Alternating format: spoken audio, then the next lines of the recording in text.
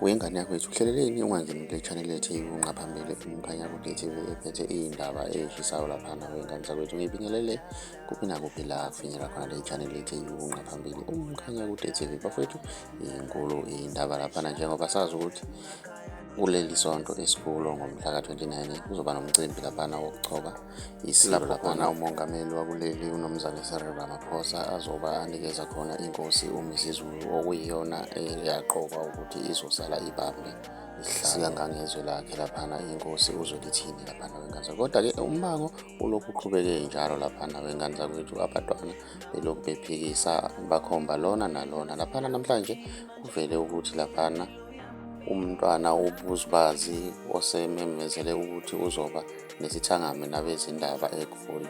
Emavikini acela kwamane adlule isithangami sabezindaba eGoli laphana umntwana uMboniseni nomntwana uVulindlela laphana bamemezele umntwana uBuzibazi njengofanele ukuba abe sesihlalweni laphana wengane zakwethu. Mina ngiyafisa ukwazi ukuthi wena ngabe uthini okwakho uphawula ngalolu daba, ngoba khumbula ukuthi nomntwana uSimakade ithimba lakhe laphana wengane zakwethu nalo livukile laphana wengane zakwethu, liyaphikisa lifuna ukuthi kwenzeke ubulungisi kube umntwana uSimakade ohlala esihlalweni.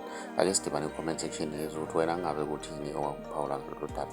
Uma umusha ngiyacela ucinezele usubscribe, ucinezele nebhele ukuze njalo uzothola ama-updates ngaso sonke isikhathi masiposta i-video. Siyi-channel hamba phambili uMkhanyakude sithi siyabonga.